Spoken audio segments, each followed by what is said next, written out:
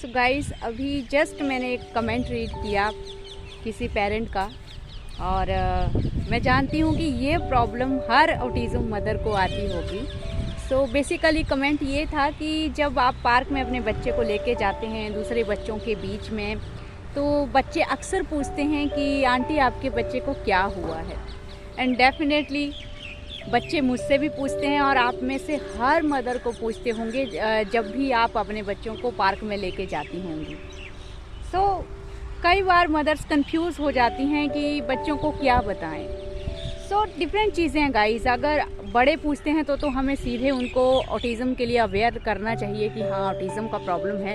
लेकिन जब बच्चों की बात आती है गाइस, तो बच्चों को हम ऑटिज़म वर्ड यूज़ नहीं कर सकते हैं, बिकॉज एक तो इनको समझ में ही नहीं आएगा, और ऐसा भी उनको नहीं बता सकते हैं जिससे बच्चे हमारे बच्चे को डिफरेंट समझें और उसे साइड में करें या उससे डरने लगें। सो एक तरह से एज एन ऑटिज़म पेरेंट, अगर हम चाहते हैं कि बाकी के बच्चे हमारे बच्चों को कोऑपरेट करें, तो हमें अपने बच्चे की जो इमेज है वो इस तरह से रखनी है कि बच्चे डरे ना, और बच्चे ये समझें कि हाँ छोटी मोटी प्रॉब्लम है, टाइम के साथ ठीक हो जाएगी। सो अब मैं बताती हूँ आपको कि मैं क्या बोलती हूँ दूसरे बच्चों को जो छोटे बच्चे हैं।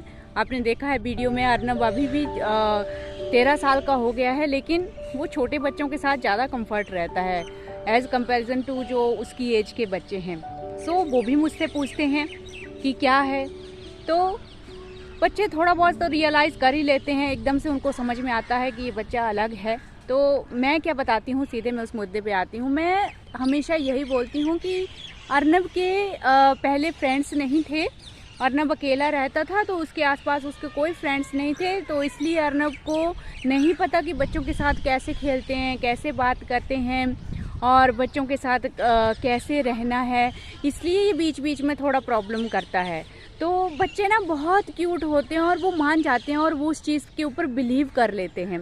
तो बच्चों को ना ये चीज़ समझ में आती है कि हाँ यार, इसको फ्रेंड्स नहीं मिले होंगे, इसलिए इसको नहीं पता चल रहा है कि हमारे साथ इसको कैसे खेलना है, इसलिए ये थोड़ा बहुत बदमाशी भी करता है बीच में। सो बच्चे कन्विंस हो जाते हैं। छोटे बच्चों को कन्विंस करना इतना मुश्किल नहीं है, और यही सही वे है। इसी तरह से हमें प्रेजेंट करना चाहिए ताकि बच्चे समझें कि छोटी मोटी प्रॉब्लम है, टाइम के साथ ठीक हो जाएगी।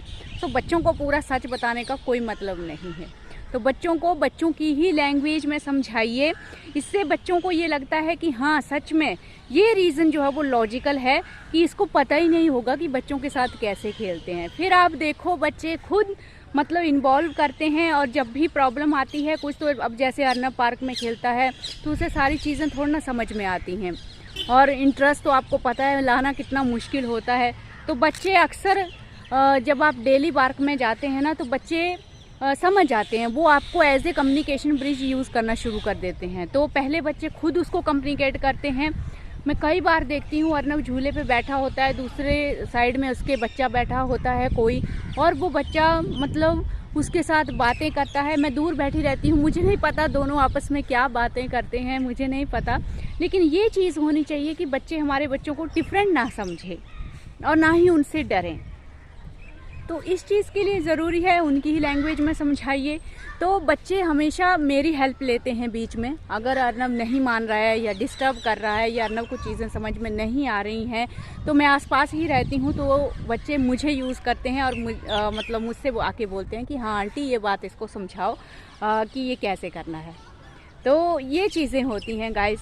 सो ये बहुत ही सिंपल आंसर है, सिंपल समझने की चीज़ है। मेरे हिसाब से यही राइट है, बजाय मतलब आप कुछ और वर्ड्स उन बच्चों को बोलो कि हाँ इसके ब्रेन में कुछ हुआ था, ऐसा वैसा कुछ हुआ था, तो उसके ब्रेन में प्रॉब्लम है, तो इसकी स्पीच नहीं आ रही है, बोलना नहीं है।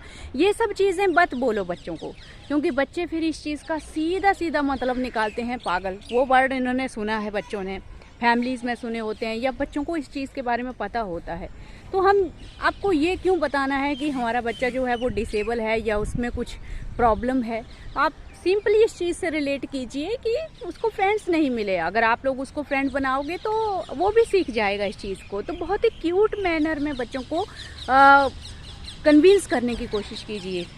आई थिंक ये चीज़ आप लोगों को हेल्प करेगी। इस चीज़ से बिल्कुल भी मत घबराइए गाइस। मैं इतना 13 साल का अर्नब हो गया है, मैंने हमेशा बच्चों को इसी तरह से कन्विंस किया है और मैंने देखा है कभी भी बच्चों ने इस चीज़ को मानने से इनकार नहीं किया है, या मैं देखती हूँ कि वो उस चीज़ को मान लेते हैं कि हाँ ऐसा ही हुआ होगा। सो ज़्यादा टेंशन मत लीजिए।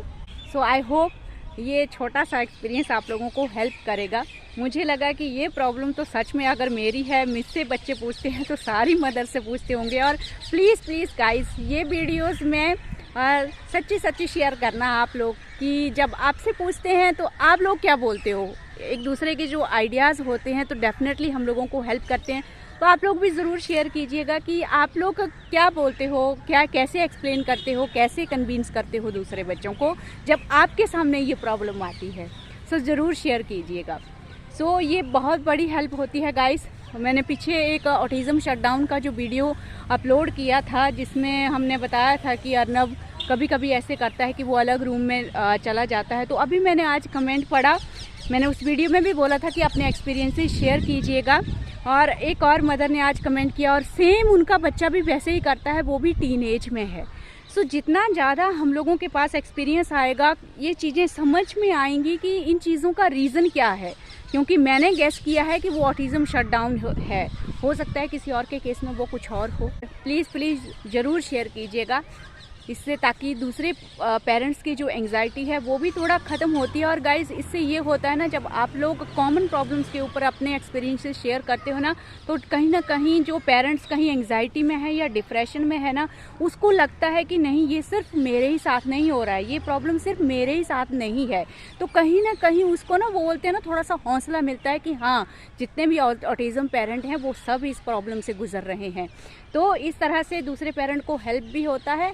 तो ज़रूर शेयर कीजिएगा अपने एक्सपीरियंसेस। सो इस वीडियो को यहीं पे एंड करते हैं और मिलते हैं नेक्स्ट वीडियो में नेक्स्ट टॉपिक के साथ। और कमेंट ज़रूर कीजिएगा गाइस, कमेंट से मुझे भी पता चलता है कि नेक्स्ट वीडियो किस टॉपिक पे होना चाहिए, तो उसके ऊपर मैं वीडियो बना सकती हूँ। तो कमेंट करना मत भूलिएगा। So thank you for watching this video.